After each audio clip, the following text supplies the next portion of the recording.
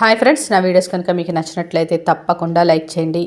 రామలక్ష్మిని పెళ్లి చేసుకున్నానని శౌర్య చెప్పడంతో ఇక కోపంలో రగిలిపోతున్న అస్మిత, నేను దాన్ని ప్రాణాలతో ఉంచను అని చెప్పి రామలక్ష్మిని కాల్చిపోయి అడ్డు రావడంతో శౌర్యని కాల్చేస్తుంది.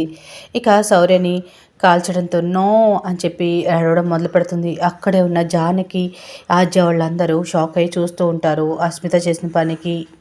ఇక అస్మిత శౌర్య దగ్గర కూర్చొని ఏడుస్తూ, సార్ లేవండి సార్, దయచేసి ఆ రామలక్ష్మిని మీకు దూరం చేయడానికి ఎన్ని పనులు నేను చేశాను సార్, లేవండి సార్ ప్లీజ్ సార్ అని ఏడుస్తూ ఉంటుంది. ఇదంతా జానకి చూస్తూ చాలా షాక్ అవుతూ ఉంటుంది.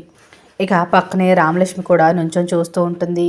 అస్మిత అంతటితో ఊరుకోకుండా, నేను ప్రెగ్నెంట్ అని చెప్పి ఆ రామలక్ష్మికి చెప్పి మీకు ఇంకా రామలక్ష్మి మధ్య పూర్తిగా దూరం పెంచేశాను, దాన్ని మీకు పూర్తిగా దూరం చేశాను అని చెప్తూ ఉంటే రామలక్ష్మి ఫుల్గా షాక్ అవుతూ ఉంటుంది.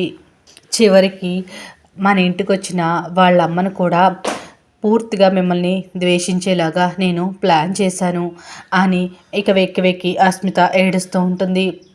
ఇదంతా ఇక జానకి, రామలక్ష్మి చూస్తూ శౌర్య గురించి నిజాలు తెలుసుకుంటూ ఫుల్ షాక్ అవుతూ ఉంటారు. ఇక శౌర్య మాత్రం అలా బుల్లెట్ తగిలినట్టుగా యాక్టింగ్ చేస్తాడు. వెంటనే లేచి నవ్వుతూ ఉంటాడు తల కింద చేతులు పెట్టుకొని. ఇదంతా విన్న రామలక్ష్మి మొత్తానికి శౌర్య గురించి నిజాలు తెలుసుకుంటుంది. వెంటనే రియలైజ్ అయ్యి పరిగెత్తుకొని శౌర్య దగ్గరికి వచ్చి శౌర్యని గట్టిగా కౌగలించుకొని ఏడుస్తూ ఉంటుంది. ఇలా శౌర్య ప్లాన్ చేసి రామలక్ష్మి ముందే అస్మిత నోటిని తెరిచేలా చేస్తాడు.